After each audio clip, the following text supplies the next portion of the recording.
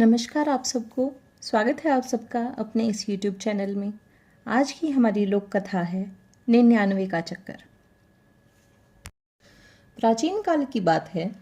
असम के ग्रामीण इलाके में तीरथ नाम का कुम्हार रहता था। वह जितना कमाता था उससे उसका घर खर्च आसानी से चल जाता था। उसे अधिक धन की चाह नहीं थी। वह सोचता था कि उससे अधिक कमाकर क्या करना है। दोनों वक्त वह पेट भर खाता था, उसी से संतुष्ट था। वह दिन भर में ढेरों बर्तन बनाता, जिन पर उसकी लागत 7-8 रुपए आती थी। अगले दिन वह उन बर्तनों को बाजार में बेच आता था, जिस पर उसे 1.5 या 2 रुपए बचते थे। इतनी कमाई से ही उसकी रोटी का गुजारा हो जाता था। इस कारण वह मस्त रहता था। रोज शाम को तीरथ अपनी बांसुरी लेकर बैठ जाता और घंटों उसे बजाता रहता। इसी तरह दिन बीतते जा रहे थे। धीरे धीरे एक दिन आया कि उसका विवाह भी हो गया। उसकी पत्नी का नाम कल्याणी था। कल्याणी एक अत्यंत सुघड़ और सुशील लड़की थी। वह पति के साथ पति के काम में खूब हाथ बटाने लगी। वह घर का काम भी खूब मन लगाकर करती थी। अब तीरथ की कमाई पहले से बढ़ गई। इस कारण दो लोगों का खर्च आसानी से चल जाता था। तीरथ और कल्याणी के पड़ोसी यह देखकर जलते थे कि वे दोनों इतने खुश रहते हैं। दोनों दिन भर मिलकर काम करते। तीरथ पहले की तरह शाम को बांसुरी बजाता रहता था। कल्याणी घर के भीतर बैठी कुछ गाती गुनगुनाती रहती थी। एक दिन कल्याणी तीरथ से बोली कि तुम जितना भी कमाते हो वह रोज खर्च हो जाता है। हमें अपनी कमाई से कुछ न कुछ बचाना अवश्य है।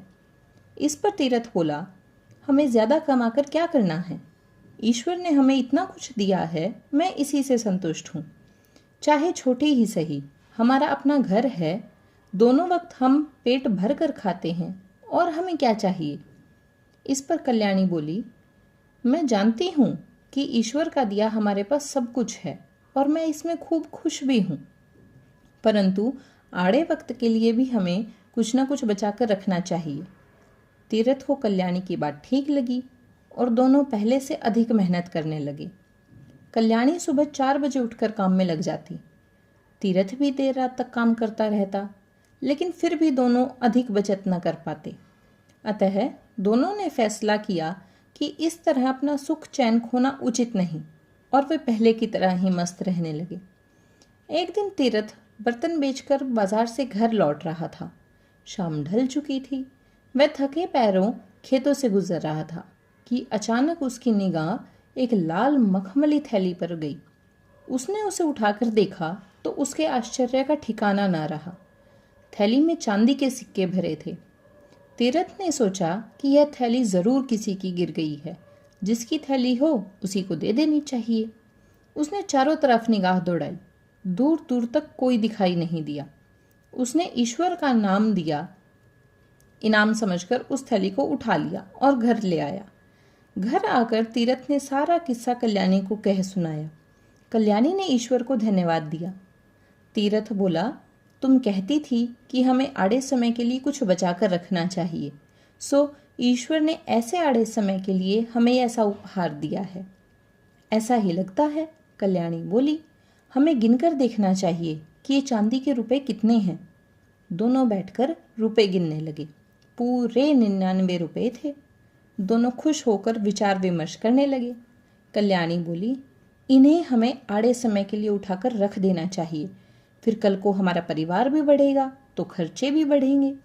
तीरथ बोला, पर 99 की गिनती गलत है। हमें 100 पूरा करना होगा, फिर हम इन्हें बचाकर रखेंगे।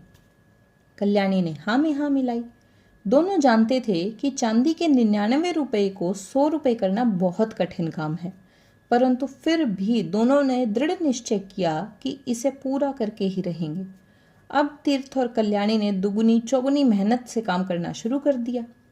तीर्थ भी बर्तन बेचने सुबह ही निकल जाता, फिर देर रात तक घर लौटता। इस तरह दोनों थक कर चूर हो जाते थे। अब तीर्थ थका होने के कारण बांसुरी नहीं बजाता था, न ही कल्याणी खुशी के गीत गुनगुनाती थी। उसे गुनगुनाने की फुर्सत ही नहीं थी। न वह आस पड़ोस या मोहल्ले में कहीं जा पाती थी।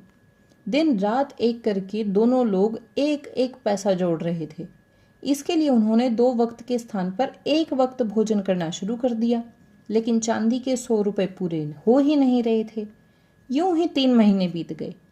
तीरथ के पड़ोसी खुसर फुसर करने लगे कि इनके यहाँ ज़रूर कोई परेशानी है, जिसकी वजह से ये दिन रात काम करते रहते हैं और थके थके रहते हैं। किसी तरह 6 महीने पूरे होने पर उन्होंने 100 रुपये पूरे कर लिए। अब तक तीरथ और कल्याणी को पैसे जोड़ने का लालच पड़ चुका था। दोनों सोचने लगे कि 100 से भला क्या होगा, हमें 100 और जोड़ने चाहिए। अगर 100 रुपये और जुड़ गए तो हम कोई व्यापार शुरू कर देंगे और फिर हमारे दिन सुख से बीतेंगे। उन्होंने आगे भी उसी तरह मेहनत जारी रखी। इधर पड़ोसियों की बेचैनी बढ़ती जा रही थी।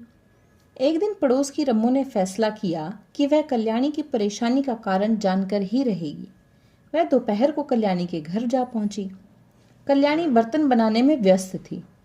रम्मो ने इधर उधर की बातें करने के पश्चात कल्याणी से पूछ ही लिया, बहन, पहले तो तुम रोज शाम को मधुर गीत गुनगुनाती थी, आजकल तुम्हारा गीत सुनाई नहीं देता। कल्याणी ने यूं ही कहकर बात टालने की कोशिश की और अपने काम में लगी रही, परंतु रम्मो कब मानने वाली थी। वह बात को घुमाकर बोली, आजकल बहुत थक जाती हो ना, कहो तो मैं तुम्हारी मदद कर दूं। कल्याणी थकी तो थी ही, प्यार भरे शब्द सुनकर पिघल गई और बोली, हाँ बहन, मैं सचमुच बहुत थक जाती हूँ, पर क्या करूँ, हम बड़ी मुश्किल से 100 पूरे कर पाए हैं। क्या मतलब? रम्मो बोली। तो कल्याणी ने पूरा किस्सा कह सुनाया। तब रम्मो बोली, बहन, तुम दोनों तो गजब के चक्कर में पड़ गए हो। तुम्हें इस चक्कर में पड़ना ही नहीं चाहिए था। यह चक्कर आदमी को कहीं का नहीं छोड़ता। कल्याणी ने आश्चर्य व्यक्त करते हुए कहा, तुम किस चक्कर की बात कर रही हो? मैं कुछ समझी नहीं। तब रम्मो का जवाब था, अरे बहन, 99 का चक्कर। तो कैसी लगी आपको हमारी आज की अलोक कथा? अगर अच्छी लगी है तो वीडियो को लाइक शेयर ज़रूर कर देना और ऐसी ही कहानियों के लिए हमारे चैनल को सब्सक्राइब भी कर लीजिए। धन्यवाद।